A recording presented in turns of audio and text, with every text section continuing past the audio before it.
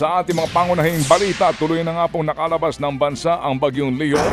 Pero ito po'y maghahatid pa rin daw ng ilang pong sama ng panahon sa may Northern Luzon, extreme Northern Luzon. Huling namataan po ang bagyo sa layong 550 kilometers sa hilaga-hilagang kanluran po ng Itbayat sa Batanes.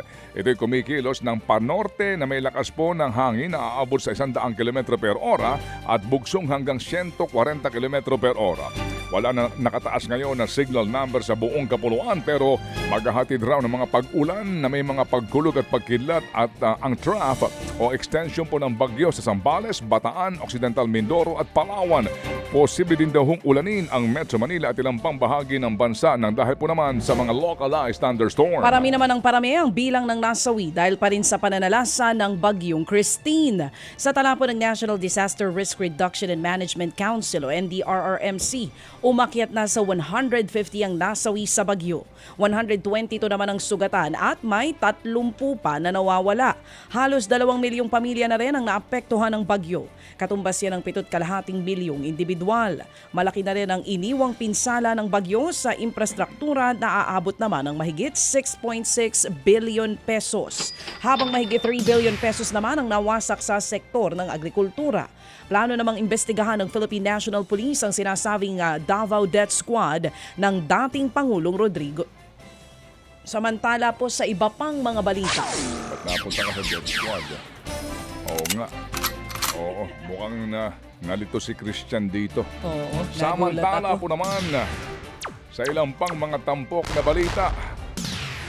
Abay kinumpirma nga po ng Commission on Elections natapos na ang manufacturing ng Miro Systems sa higit na 110,000 automated counting machines o ACM na gagamitin daw sa 2025 midterm elections.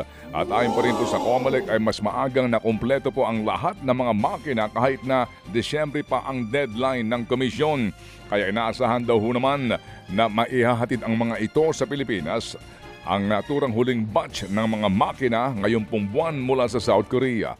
Sa ngayon po ay higit na 78,000 na mga makina na ang nasa bodega po ng COMELEC sa Laguna. Ito'y dadaan pa rin sa pagsusuri bago nga gamitin sa paparating na halalan.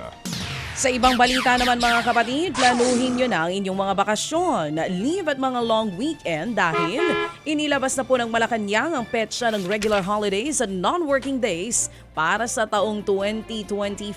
Excellent. O diba, sana all may mga ganyang kahabang holiday. Pero ito na, para sa mga deserve ng mahabang holiday, buena mano po syempre ang New Year's Day sa January 1 at Chinese New Year naman sa January 29. Special non-working day naman sa February 25. 4 naman ang holiday sa Abril. Holiday din sa Labor Day sa May 1, Independence Day sa June 12 at may 2 ring holiday sa buwan ng Agosto. Ginawa na ring holiday ang October 31 para sa Undas, bukod pa yan sa mismong All Saints Day sa November 1. 5 naman ang holiday sa susunod na Disyembre, kabilang na po ang araw ng Kapaskuhan. Ted Filon at DJ Chacha. Ngayon, nasa Radyo 5, 92.3 News FM. Monday to Friday, 6 to 10 a.m.